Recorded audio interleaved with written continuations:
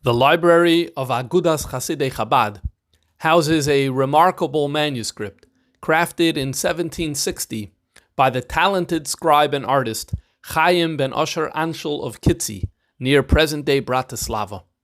In this class, we'll trace the journey of this Haggadah from its creation to its acquisition by the Frierdiker Rebbe. Opening this manuscript, we'll examine its layout, artwork, its nusach, and its unique style of nikud, seeking to uncover the influences that shaped Chaim ben Asher's masterpiece through a comparative analysis with other Haggadahs of that period. The show's notes contains links to the relevant prints and manuscripts that are discussed in this class.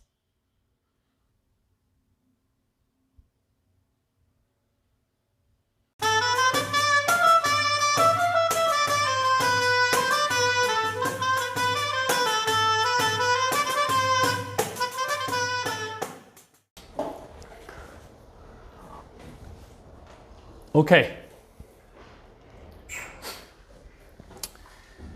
In 1985, in the summer of 1985, Rabbi Moshe Bogomilsky found himself in the offices of Rabbi Menashe Klein. Rabbi Menashe Klein, a Rav in Borough Park, the author of the Shilas Tshuvas Mishnah Halachos.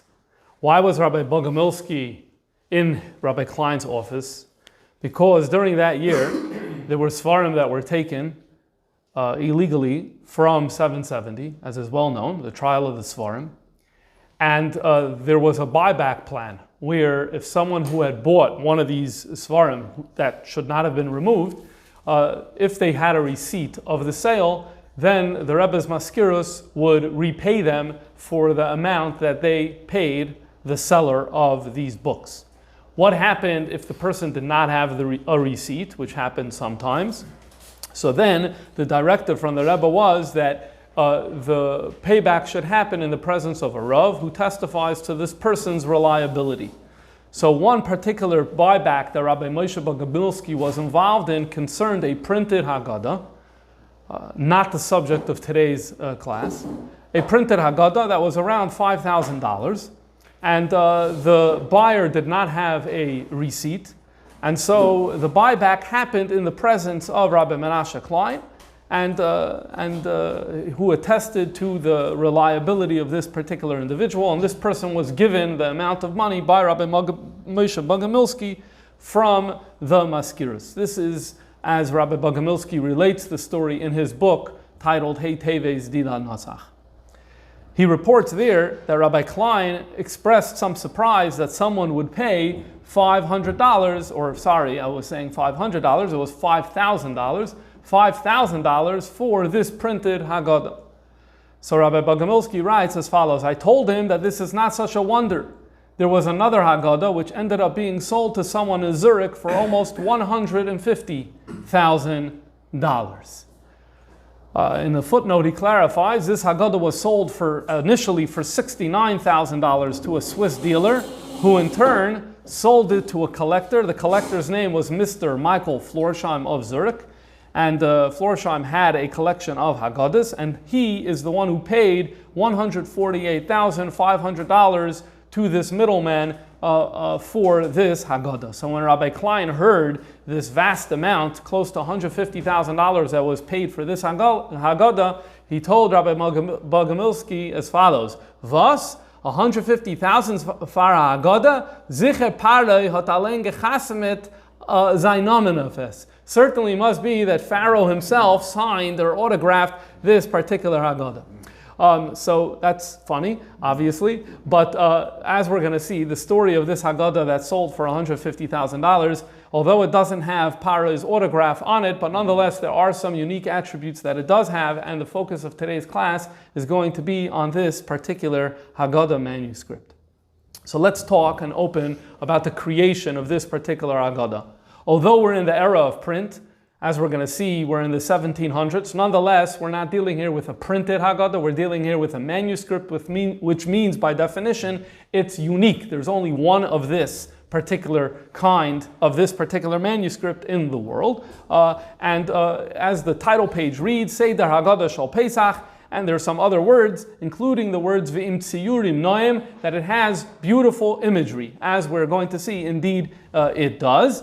And on the right-hand side, there is a person. On the left-hand side, there is a person. When you look at this closely, it becomes clear. On the right-hand side is supposed to be a picture of Moshe Rabbeinu.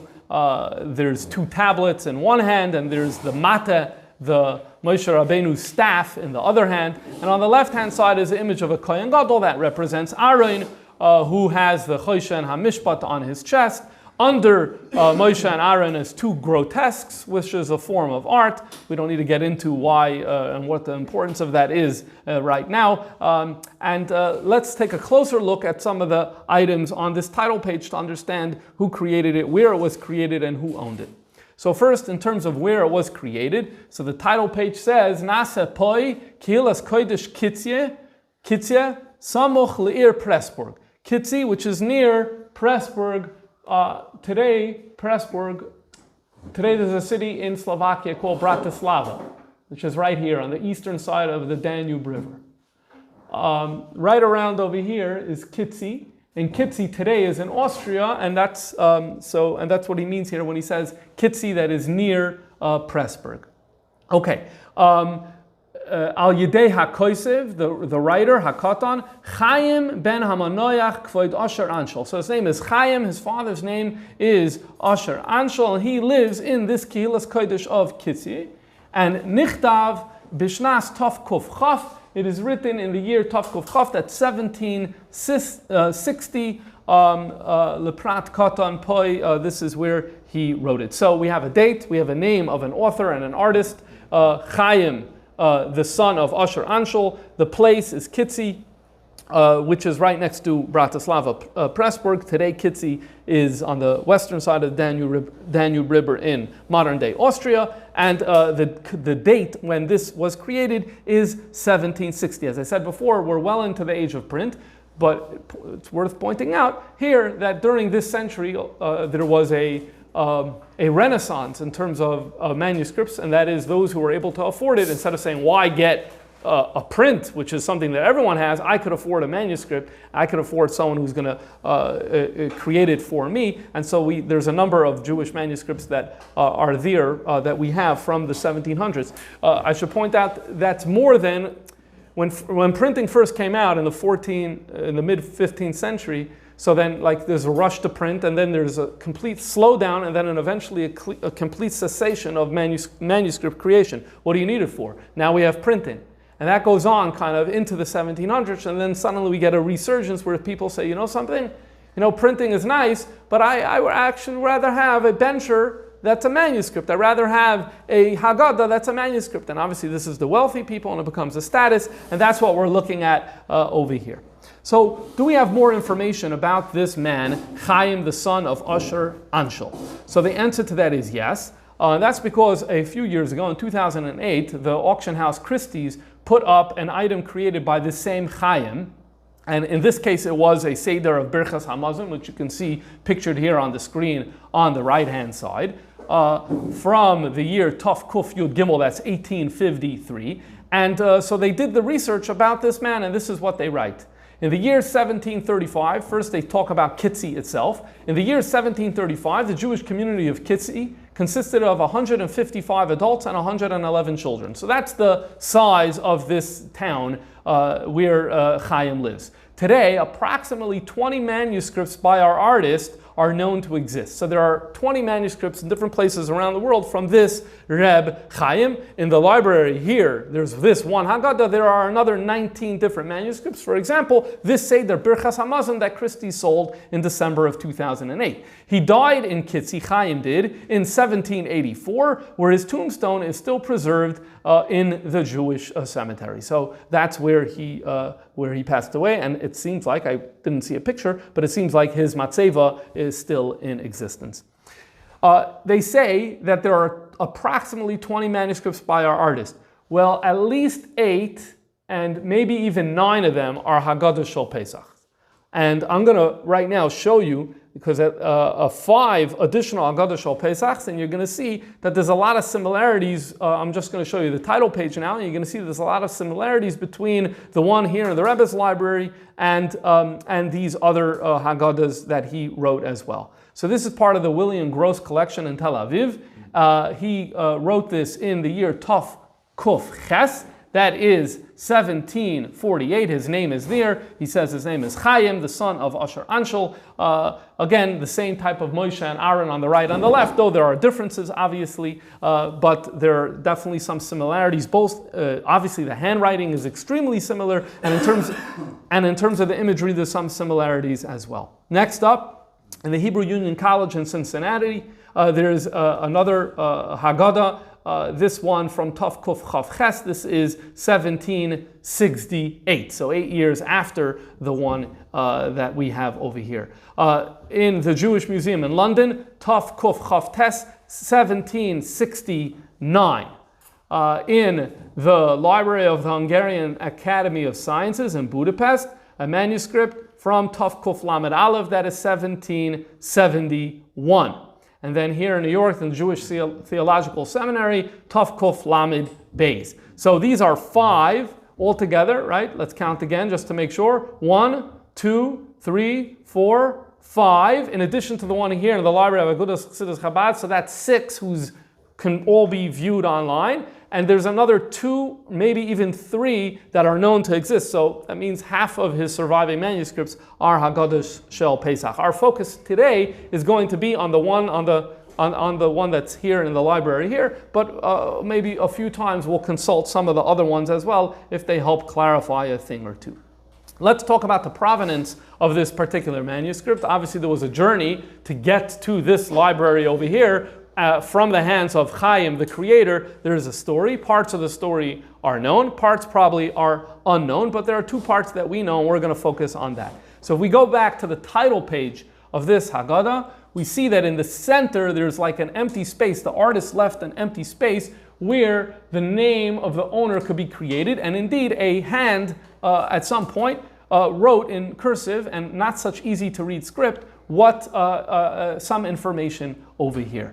So the catalog to the library of Agudas Chasidei Chabad, if you go to the catalog and you put in 1950, that's the number of this manuscript, you get the following information. They read it, and they're obviously expert in reading handwriting, and they tell us that it says as follows: Haggadah halaz, this Haggadah, shayich la'adoini, to the master, doidi, my uncle, hakatzin. A katzin in the 1700s in Germany is a prominent, wealthy Jew, very often a leader of the community, is called a katzin. This is a term that's used during this period. So, big macher in simple English. So this Haggadah belongs to the master, my uncle, the big macher, Harav Reb Yisrael, and then we get a series of acronyms. 1, 2, 3, 4, 5 acronyms, but we can try to figure out what this is. The first one is obviously Ben Reb, so Yisrael, the son of either Eliezer, Avram, something like that.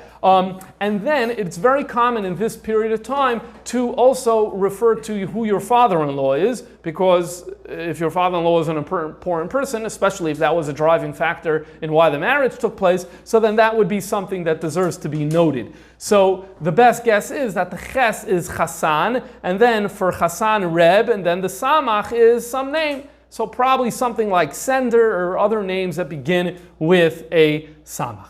The next acronym, Gimel Tzadik Dalid, so that's a widely used acronym during this period of time for Gabbai Tzedakah. The Gabbai Tzedakah is the person in the community, always a big macher, who is in charge of distributing funds to the needy. And so this is, Yisrael is the Gabbai Tzedakah, Mekilas Kodesh, and then it says, Hey Aleph Pei. Hey Aleph Pei here is not an acronym in the traditional sense, like it doesn't stand for 3 words, rather it's just an abbreviation of the city. And that's why the acronym sign is there, to tell you it's a longer name, which we'll see later on. Okay, Shnas, and the catalog of the Rebbe's library says Tov Kuf Tzadik. Tov Kuf Tzadik is 1830.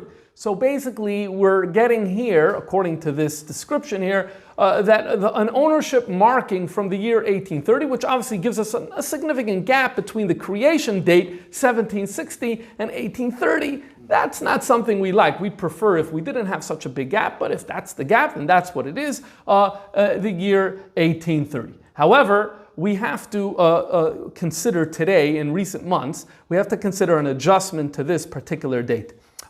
Many of you know Rabbi Shraga Hamnik. He sent me the following, and he was helpful with another few pointers for this particular class.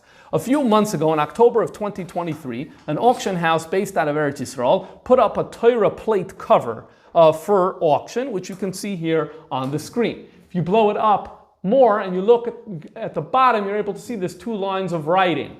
And what it says is the following: Zen Nidvas, this is the donation of Harav Yisrael, and then we get the same series of Beis Reish Aleph, we'll call it Ben Reb Avram or Ben Reb Eliezer, Chassan Reb Sender, Gabbai Tzedakah. So this is the same man.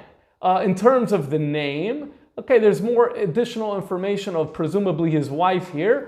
Mekilas Kodesh Hotplatz. That is the name place. And remember I told you before, Aleph Pei is an abbreviation. Here is the city in full. Hotplatz.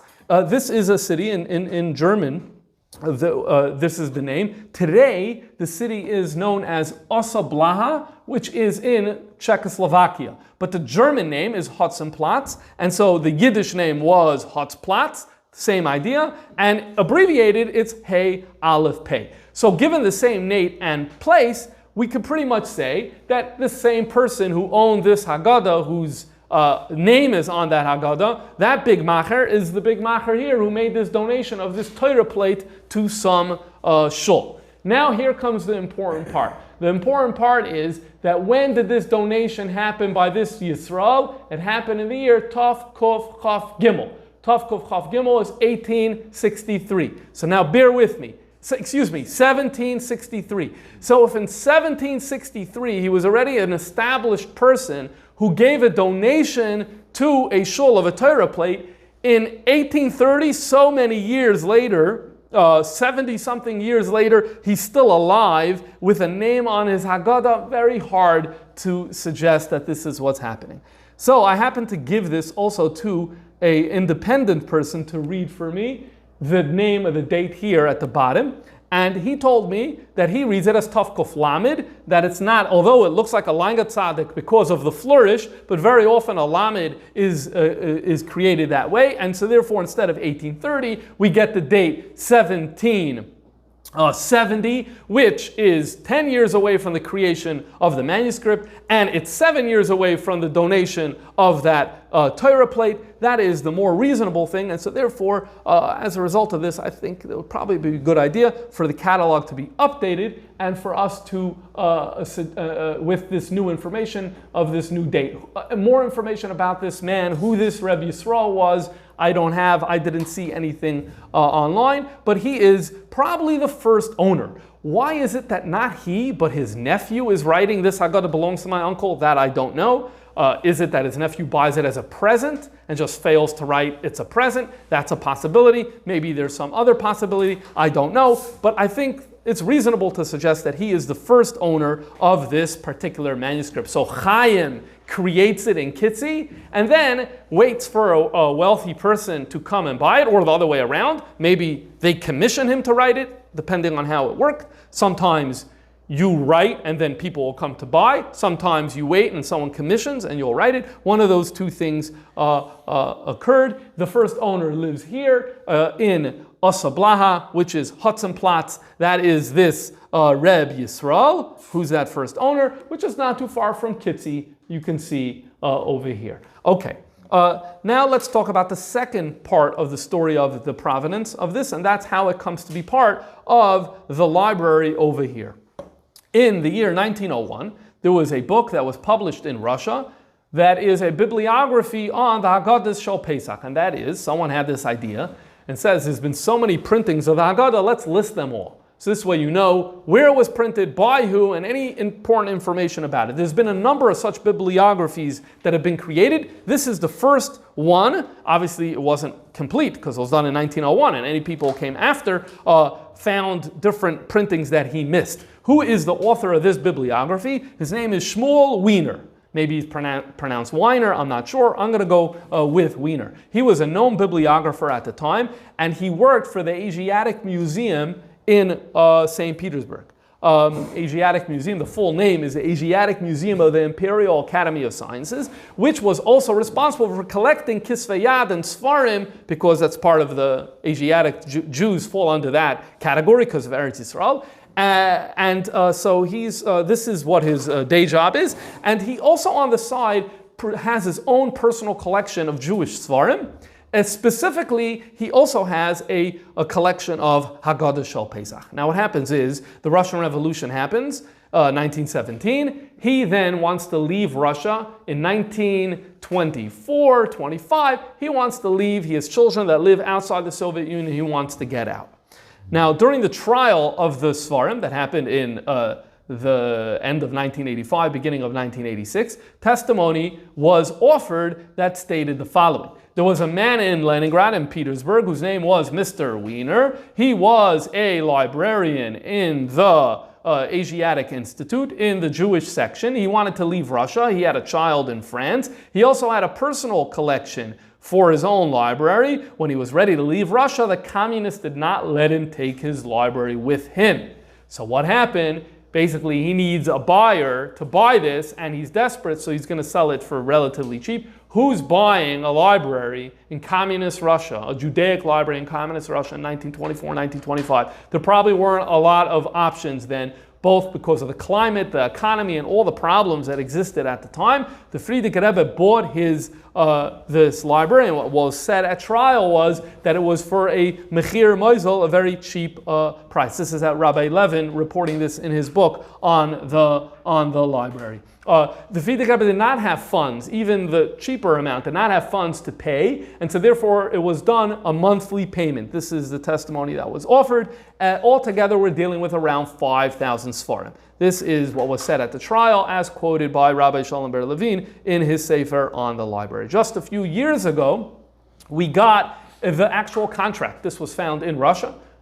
We've spoken about the recent discoveries there. And the contract between the Frierdiker Rebbe and this Shmuel Weiner, written in Russian, translated here on the screen. It's dated November 5, 1924. You see the name Shmuel Weiner. You see the name of the Frierdiker Rebbe. Their fathers' names are mentioned as well. That's how the patronym, that's how in Russian, when you're writing, you identify somebody. And what we see in the contract is it says that the Frierdiker Rebbe is going to pay to Weiner 5,000 American dollars. So now we got the actual amount for how much this library of antique Sfarim and Kitzee Haggadah cost, $5,000. If you put in Google $5,000 in 1924, adjusted for inflation today, that's about $90,000 in 2024, which is obviously a pittance relative to a library of 5,000 valuable books. The Frierdiker Rebbe paid $200 up front, $4,800 were paid monthly payments over a course of 8 years. So this is the story of how this library comes over from Weiner to the Frierdiker Rebbe, and amongst the books, remember he had a Haggadah collection, was this Kittzee Haggadah manuscript. How he got it, we don't know, but that is how it went from his hands to the Frierdiker Rebbe's hands. And when the Frierdiker Rebbe left Russia, unlike Weiner, Weiner wasn't able to take anything with him. When the Frierdiker Rebbe left Russia, as he writes over here to a chassid named David Shifrin in America, he writes, I brought Gimel Teves Tafresh Peiches, this is 1920, the end of the year 1927, beginning of the year 1928, right after the Frierdiker Rebbe was expelled from Russia, and he writes that I was able to bring my books with me. Which library? The library that I bought by the bibliographer, Mr. Weiner. Those were the books he brought, meaning the Svarim of the Rebbe Rashab's collection that the communists took that I didn't manage to bring, he writes here in the letter, but what I bought from Wiener, that I was able to take with me, which wasn't a simple deal. Obviously, Wiener wasn't able to do it. The fact that the Frierdiker Rebbe was able to do it is a story for itself. So that's in terms of the provenance of this Haggadah. Now let's talk about the general layout of this particular Haggadah. And the large theme here is that this Haggadah, created in the 18th century, 1760, like many other Haggadahs created during that century, are copying. Who are they copying?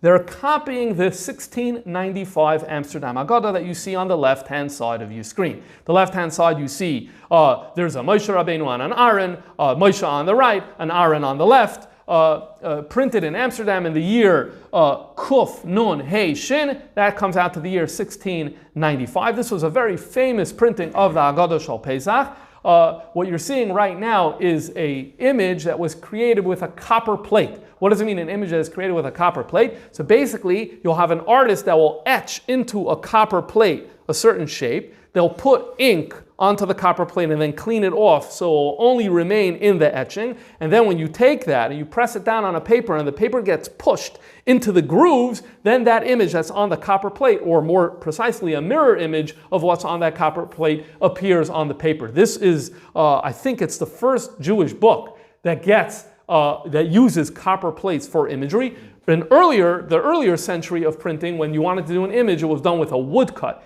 The cuts in a woodcut are going to be much more coarse and much less refined, and therefore less artistic relative to what's possible to do with a copper engraving, which is what was done on the left-hand side. So you can see that Chaim, our artist over here, of the Kittzee Haggadah, working in 1760, is emulating the Amsterdam Haggadah in some ways, not in all ways, but in some ways. And I'm going to show you that that's pretty much a consistent theme throughout. Let's look at the page of Hey Lachma Anya. So if you look, here is the Kittzee Haggadah's Hey Lachma Anya. And let's compare it to the Amsterdam Haggadah's Hey Lachma Anya. You'll notice that the line breaks are exact. Firstly, you have the big word kiha, which was their nusach, as a standalone word. And by the way, you see Chaim, his artistic work over here, of how he puts that in an initial word panel with a floral theme, which is two birds, obviously beautiful. But then look how the line 2 begins with lachma, and the next line with ba'ara, and the next line with v'yechal. And that's exactly how the page is laid out in the Amsterdam Haggadah of 1695. I'm going to show you a few more examples of this. Here's another one that I found interesting. We have the portion in the Haggadah where we talk about how many makas there were in Mitzrayim and how many makas there were al hayam. And there's 3 positions. We're looking right now at the Kittzee Haggadah's page of where the position of Rabbi Yossi Haglili is articulated. You'll notice that Rabbi Yossi Haglili is broken into 2 paragraphs. The first paragraph ends with Vayaminu b'Hashem of Moshe Avdoi, and now he has to tell you his argument of how many makas there were. He told you the pasuk, now he needs to tell you the derivation. And it goes, so kama laku be'etzba eser makas. That kama laku be'etzba begins a new paragraph. When you look at that, you wonder, why are we beginning a new paragraph? Rabbi Yossi Haglili is in the middle of speaking. Most Haggadahs you're going to look at, Rabbi Yossi Haglili, as the other 2 rabbis, are presented in 1 paragraph. For some reason, here it breaks out into the opening of another paragraph. Well, if you open the Amsterdam Haggadah from 1695, you find the exact same thing. Rabbi Yossi Haglili is finishing up over here. Vayaminu b'Hashem of Moshe Avdoi. His sum total, therefore, his sum total, which comes thereafter, is broken up into a new paragraph. Why this was done in the Amsterdam Haggadah 1695, I don't know, but we're able to see how in the format of the page, he's copying how things were done in the Amsterdam 1695 Haggadah. Let's move to the Dayenu. The Dayenu is a very unique layout in the Kittzee Haggadah from 1760 by our artist Reb Chaim, because the end of each line has Veloy and then Dayenu, Veloy and then Dayenu, Veloy and then Dayenu. Meaning, let's take a random one. Ilu asa bahem shvatim, that's on the right-hand side of the page. And then there's a gap, and then the veloi comes all the way at the left, and then we go back to the right-hand side, asa veloi heihem, or veloi kehem, sometimes we have a minute to say it that way.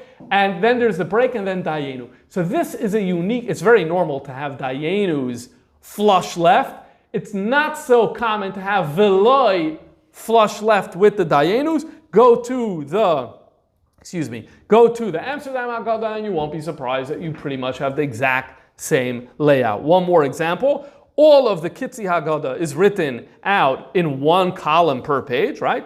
There's only one column here, there's only one column here, there isn't two columns. Go to benching of the Kittzee Haggadah, we have it as the only page that has two columns of writing.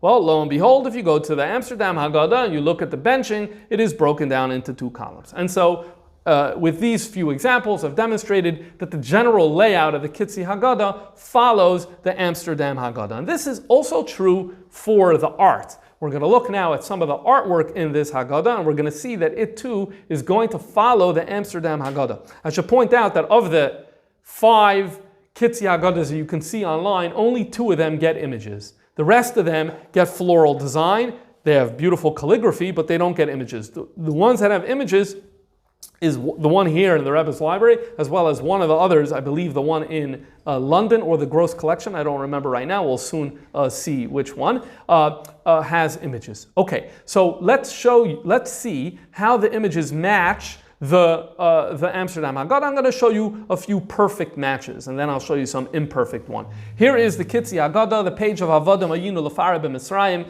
and we could see there's some scene of a Seder that is over here. I'll make the picture a little bigger for you to see. There is 6 individuals sitting around a table with a chandelier over the head. I want you to notice the curtain on the left-hand side. I want you to see the 2 windows in the background. There is a servant boy over here dealing with some sort of water pouring or something like that. There's a candle on the floor over here. On the right-hand side, there's a table with 2 items on the table. Okay? This is the image in the Kittzee Haggadah. Again, this is not printed. This is hand-drawn by the artist Reb Chaim. Now, around the same place in the Haggadah, under the passage of the 5 rabbis who are having their Seder in Bnei Brak, you have this image. I'll make it a little bigger, and I want you to notice, starting from left to right, there's the curtain overhanging on the left-hand side. There's a number of people, more than 6 here, sitting around the table. There's a servant boy sitting over a pail of water over here. There's windows in the background. There's a chandelier over here. Now, in our Haggadah, we get 2 images. In the Amsterdam Haggadah, there's 3, and this is a constant theme in his art, is that he reduces numbers. So he'll reduce the number of people as he does from here. He goes from more people to 6 people. He goes from 3 windows to 2 windows.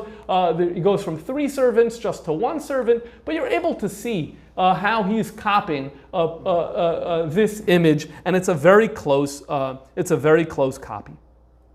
The 4 sons, drawn here very uniquely, in the Kittzee Haggadah. Here it is a little bigger. And if we look at the Amsterdam Haggadah, we see the 4 sons. It's pretty much the exact same model.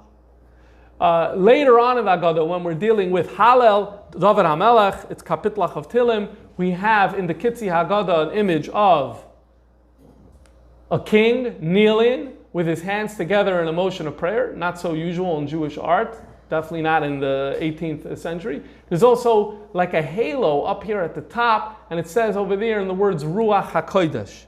Well, in the Amsterdam Haggadah, in the same area in Hallel, we have pretty much the exact same image. Here again, in the Amsterdam Haggadah, it's created with copper plates. Here, in the year 1760, Reb Chaim is creating this by hand, but he's obviously inspired by and trying to give you the feel of the Amsterdam Haggadah. I should point out here, if I didn't yet, he's not the only one who's doing this. Many of the printers in the 18th century and other artists who are doing similar work are doing the same thing. They're copying the Amsterdam Haggadah. The Amsterdam Haggadah has a lot of progeny, and we're seeing here in the Kittzee Haggadah one of them. So I showed you 3 images where there's pretty much perfect matches. Now I want to show you, I think, 4 images. And really this represents a larger, about 8 images, where there's a match, but it isn't a match. So let's see what I'm referring to. When we're in the Kittzee Haggadah over here, we have an image of, I'll make it bigger so we can see better what we're dealing with over here. These are 2 angels because they're winged individuals. There's a person bowing down here. There's a woman behind a door inside a house. On the left-hand side, there's a river with a boat. Okay, Now, at first glance, it actually may be difficult to figure out what is this, but on the page it talks about Avram Avinu and it talks about the bris bein Absarim. Not too difficult to figure out that this is Avram Avinu being visited by angels. There's only 2 angels instead of 3 here. Okay, Sarah is in the tent. In this case, she's in the house rather than the tent. It wouldn't be entirely clear to us what the river is and what the boat is just by looking at this image. Well, we go to the Amsterdam Haggadah from 1695, and we look over here, and we find this pretty much the same image. The key difference over here is that it's flipped. Instead of the house being on the right side, the house is on the left side. Okay? Instead of the river being in the Kittzee Haggadah, the river is on the left side of the image. In the Amsterdam Haggadah, the river is on the right side of the image. And that's going to be a consistent theme. Now I'm going to show you 4 or 5 examples where it's the same image, but it's flipped. I should point out here that in Amsterdam we have 3 angels. But consistent with the larger theme, our artist Chaim doesn't like making a lot of things, and so he kind of reduces. So he reduced 3 angels to 2, even though the text is very clear in the Torah that there were 3 malachim that came to visit him. Now, the Amsterdam Haggadah also clarifies for us what the river is doing there, and that's because really these are 2 images, which is very common in art. Even in earlier periods, this was common, where you have 2 scenes in one frame. So what we have over here is the caption says, Vayavar Avram Ba'aretz. This depicts Avram traveling, so it puts him in a boat. Why a boat as opposed to a donkey? I don't know. But that's the right-hand side of the image in the Amsterdam Haggadah is Avram traveling. And then we have Avram being visited by the angels. That's scene 2. Under that it has its caption, Vayisa Eino Vayar, V'hine Shloshas Anashim Nitzavim Alav. So what happens is that he copies this image, he reduces 1 angel, he flips it, he gives you the river, but he doesn't give you captions, and so therefore it could be lost to us and we may not realize what the significance of that is, and this happens another few times. So let me show you a few more examples. Here we have an image in the Kittzee Haggadah of, well, by looking at the Amsterdam Haggadah, we can figure out what this is quite easily, and this is Moshe Rabbeinu striking the Egyptian who was attacking a Jew. Okay? Now, here is that image in the Amsterdam Haggadah. And I want you to notice how it's flipped. Here is the Egyptian's face facing the left. Here's his face facing the right. Moshe Rabbeinu here as well is facing the right in the Kittzee Haggadah. In the Amsterdam Haggadah, he's facing the left. So the whole image is flipped. Likewise, look here at the ramp. The ramp over here is going down to the right. The ramp in the Amsterdam Haggadah is going down to the left. It's the same image pretty much. Look, there's smoke. A stack of smoke going up in the Kittzee Haggadah on the right side and the Amsterdam Haggadah from the left side. So clearly we're copying, but we're doing something that's a mirror image. By the way, here too, it's really 2 scenes. Moshe striking the Egyptian. It's also the building of the buildings. You see, Vayiva in his Pisah Mes Ramses, Vayif and Koivachoy Vayachas HaMitzri. So the Amsterdam Haggadah is 2 images. Here also is 2 images. We only get to figure that out once we look at the Amsterdam Haggadah. Same pattern here, Avram destroying the idols. Avram here is facing the right-hand side. The bridge or whatever that thing, that arched, I don't know exactly what it is also on the right-hand side. If we look at the Amsterdam Haggadah, Avram breaking the idols, it's the other way around. Here's the last example, Moshe Rabbeinu being rescued from the Nile. And there you can see the daughter of Paroi with a crown on her head. She's on the right bank of the river. If you go to the Amsterdam Haggadah, we have the same image. She is with a crown on her head on the left bank of the river. So how are we supposed to understand this? The truth is, it's not the only one. I mentioned before that one of the other Kittzee Haggadahs available also has imagery. It's the Gross, the one in the Gross collection from 1748. So it's a good 12 years before the one in our library over here. And you see the same thing. Here it's on the left-hand side of the screen. This is in the Gross collection, and you see it's oriented this way where, by the way, here there are 3 angels, but the house that Avram and Sarah are dwelling in are on the right-hand side, just like in the Kittzee Haggadah. So what's happening over here? Well, I think we can pretty much assume, based on this, that our artist isn't really looking at the Amsterdam 1695 Haggadah when he's creating this Haggadah. Because if he was looking at the 1695 Haggadah, then he would have made them, pretty much the same way they were there. He must have been looking at a different print. Remember I said before that there were other prints that were copying Amsterdam. He must have been looking at something else, and this something else had these mirror images. 4, again, 8 of them are done in this fashion. So now the question becomes, can we find which one he was modeling his Haggadah after? We're interested in anything about the Kittzee Haggadah and how it came to be. So finding a more direct parent that would have served as inspiration is a good idea. So there are so many Haggadahs to check, and there's no way I could check all of them, but I did check a few, and I found one possible model. This possible model does not have on its title page a place of printing, nor does it have the year of printing. But the experts say that it's Prague 1713. And what's important for us is that it's before Chaim, our artist, starts drawing his Haggadahs. And indeed, 1713 is, and so I'm going with that.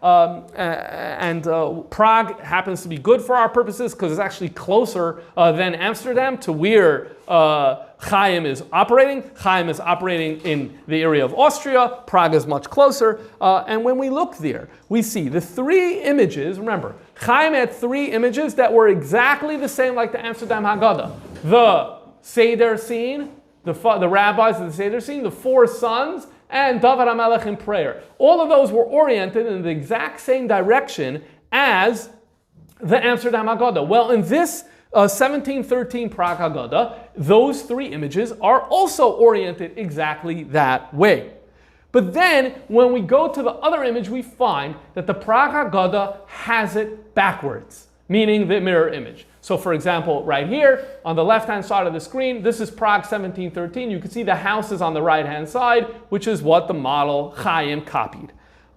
Here is Moshe Rabbeinu striking the Egyptian, and again, it's oriented in this direction where Moshe Rabbeinu is facing the right-hand side, and that's what's happening here. In Prague 1713, Moshe Rabbeinu is facing the right-hand side.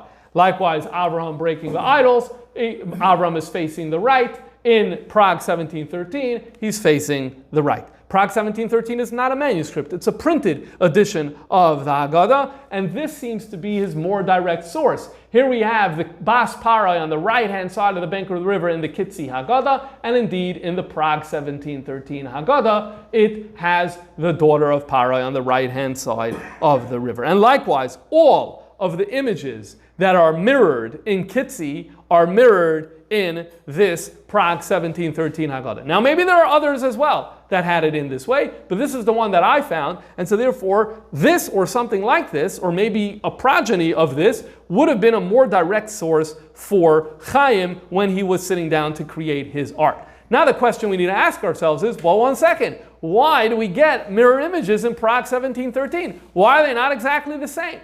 Well, just think about the creation, and this is why I mentioned before about the creation of the copper plates and how this work was done.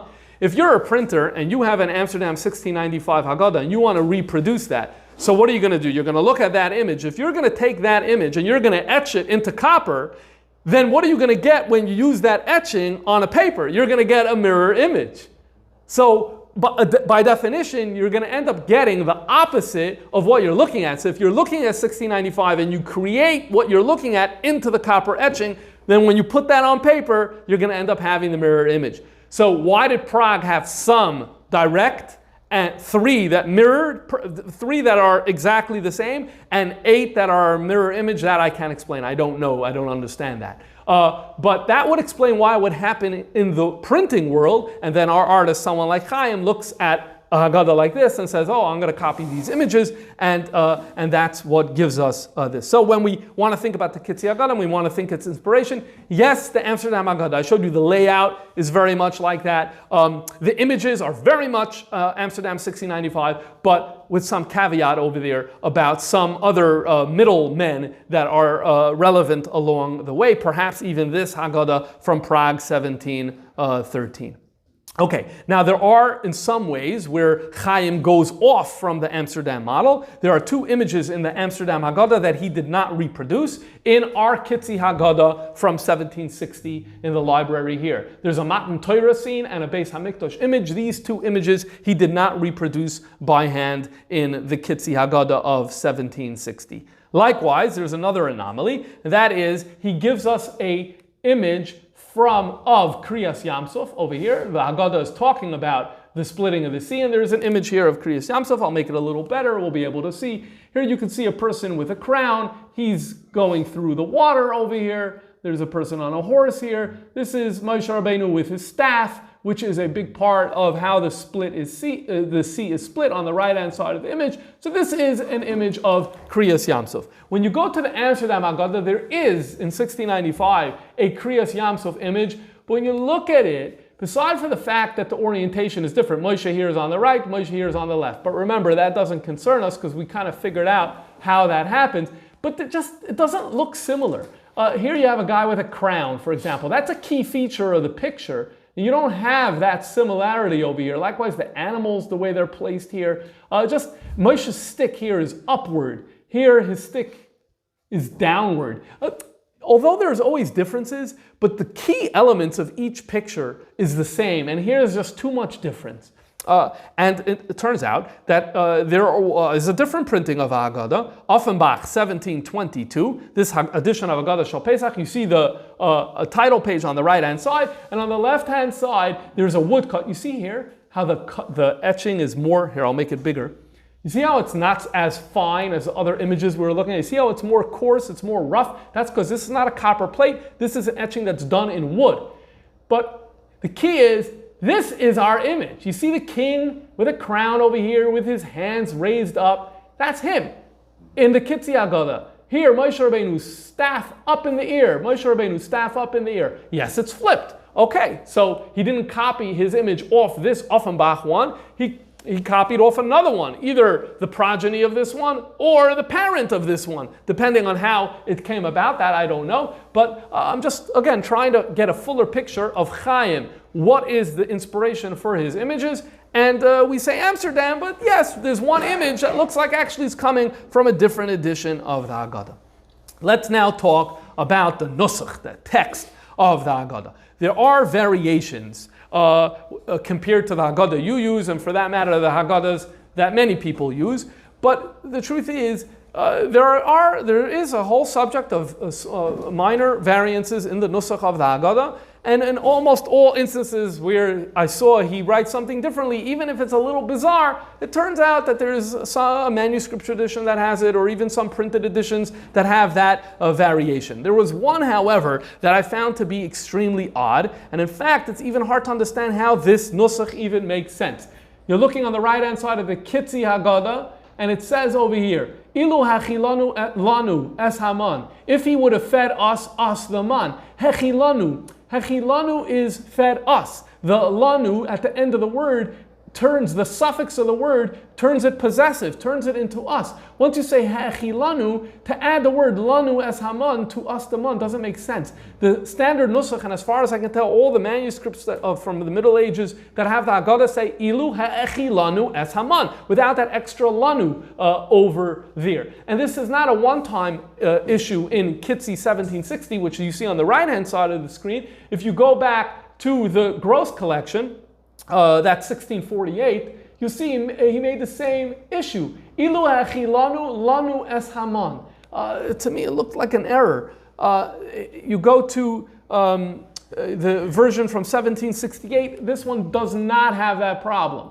Ilu hachilanu es haman. Here he got it right. So here he didn't have that problem in the version that's Hebrew Union College 1768. But then we go to the one from the Jewish Museum from 1769, you actually see that there's some action that happened over here, which obviously makes it interesting. This is not standard writing. There's some disturbance to the text, so we make it bigger to see what happened over here. And we see an awfully long lamed for the word hachilanu. So it's very clear what happened. It once said, Ilu ha'achilanu lanu es haman, and twice, here both times, the word lanu followed the word ha'achilanu, and then someone, whether it was Chaim himself or someone else, said, no, this isn't right, we need to fix it. I don't think it would have been Chaim himself, because he always was consistent in how he wrote. Well, I shouldn't say that, with one exception. But still, it's done a little sloppily, so I don't think it was Chaim who did this. I think a later owner came and said, I don't want this erroneous text in my Haggadah, and so he corrected this. This is in terms of the version of the Jewish Museum in London. Finally, not finally, but in the Kaufman one, and that's the one in Hungary, this is from the year 1771. I showed you this before. If we find the same issue, Ha'achilanu lanu es Haman, and likewise, the version from 1772 that's over at JTS has the same issue. Ilu ha'achilanu lanu es Haman. So I was trying to understand, is this a mistake? Because you don't make that mistake again and again and again and again. It's hard to imagine that. One time, you make a mistake, it happens. But to consistently write it that way, there has to be that he's copying it off of something. I wasn't able to find much, but I was looking for something else, and I found this print. Frankfurt 1724, and look here, this Haggadah Frankfurt 1724, Ilu ha'achilanu lanu es Haman. I don't understand it. It doesn't make sense to me to have that word lanu there extra time, but I did find a print that's before Chaim, and maybe he's copying off of this. More research is needed into, is this an error or is this a legitimate variation? And if it was an error, where is its origins? As far as I can tell, this is all I was able to see right now. The final thing that we want to discuss here today is the nikud, the nikudos for this particular Haggadah, because in addition to producing the text, he also is giving us the nikudos. And what I find is, when we look at this closely, we find that the nikudos doesn't have a strong level of diuk. Let me show you an example. Here's the passage of Baruch HaMakom and Chacham. So it says over here, Keneged Arba'a Banim Dibra Torah. So I hope you can tell, Banim it's a beis with a dagesh in the beis. Well, it's supposed to be Arba'a Vanim if you follow the diktuk, and this is as well how it's pretty much in all the Haggadahs I've seen, Arba'a Banim, Arba'a Vanim. Okay, what's the standard use of the word Banim? All right, he put in Banim. Now, by the way, it says Keneged Arba'a Banim Divrei Torah.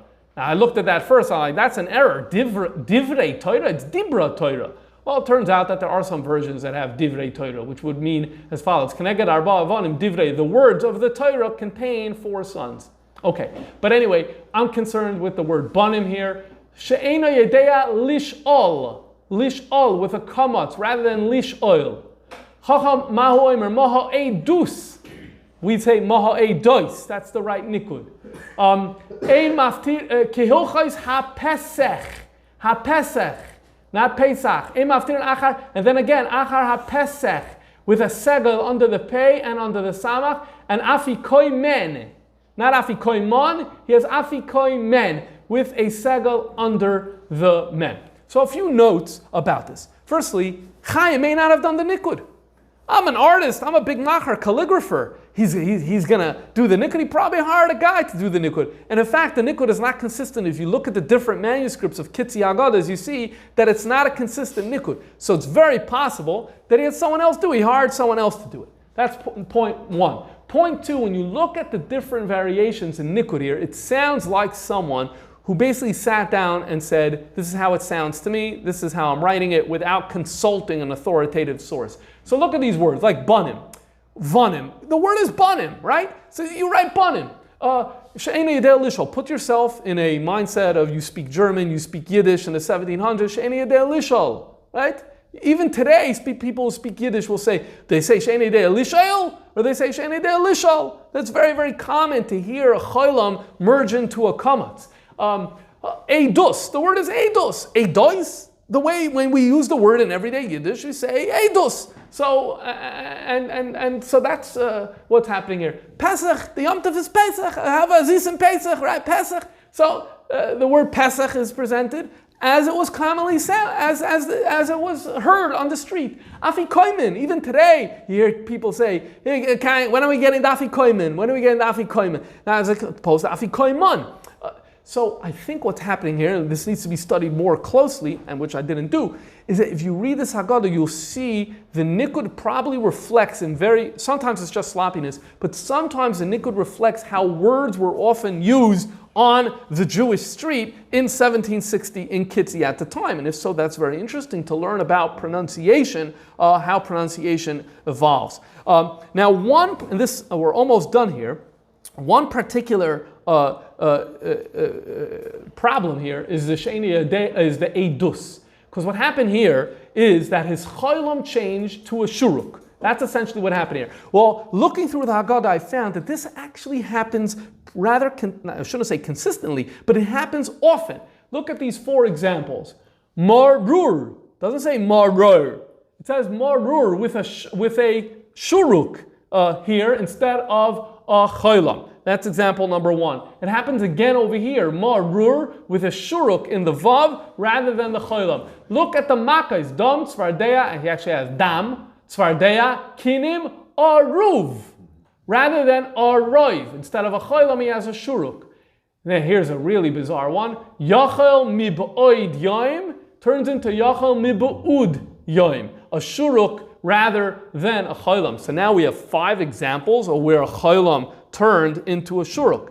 There's a reason that's happening. The reason that's happening is because the difference between a cholam and a shuruk in 18th century Germany is not so vast, and there's kind of this changing. There's a migration going back between cholams and shuruks. A cholam was said much closer to a sound, instead of oi, right? We hear people say cholam, we hear people say cholam, we hear people say chelam, right? So there's different sounds, and it looks like that in Germany at the time, the cholam was said more closer to a u sound, or u is a little closer to the a sound, and so there's migration that happens between the two, and this is reflected in a halachic work of the time, written by a man named Yosef Yusba. He was born in the year 1685, and his sefer is called Noye Katsoim Yosef, and he writes over here about the minhagim of the Jewish community in Frankfurt, which is our region. And he's living at this time. He probably passed away by the time 1760 came around. But still, I don't know exactly when he passed away. But still, it's pretty much, for our purposes, it's enough. And he writes over here in the highlighted passage that when people daven in the morning and they say the words Hoi doi al eretz shamayim, instead of saying Hoi doi, they say Hoi du. And he says with a shuruk, and that's different meaning. Hoi doi means his glory. Hoidu means praise. These are 2 different things. People are commonly mixing up the cholam and the shuruk. So if people are commonly mixing up, there's a reason for it, and that's because of the similarity that was there between them, which would explain someone who's doing nikud by ear would make these types of errors that we're seeing over here. And so this is just a few samples. A closer look would enable us to judge all of this in a closer way. Okay, so now the bottom line is, to wrap up, you can go online to kahas.com, or you can go to the store and you can buy a beautifully reproduced facsimile of this 1760 Kittzee Haggadah that's here in the Rebbe's library. They made this about 20 or so years ago, and according to the man in the store, no one buys it. This is what he told me. Which is why, if you go to the store, you're going to have to dig and do it like an archaeological dig to find it. You have to go all the way to the back, all the way to the bottom, like in the left corner, mamish there. And I asked him, why is it over there? He said, because no one's interested, no one buys it. All right, I think it is interesting to actually see those things that I showed you. It's a reproduction, nice size. You're able to go through it. And it becomes a story. What is the story? It's a story of Jewish print in the 18th century. It's a story of Jewish manuscript creation in the 18th century. It's a story of Jewish art in the 18th century. It's a story of Yidden trying to spend their money, those who had it, in a way that Zek Heli Van Veu, of making their Yom Tif a more meaningful one, and and we learn about accent. We learn about, it's right, so it's a window into so much about what went into the creation of books and what went into the creation of manuscripts, and it's on sale now for $18. I do not get a commission, but I do recommend the Kittzee Haggadah facsimile for all. HaKosher and Frierdiker Pesach.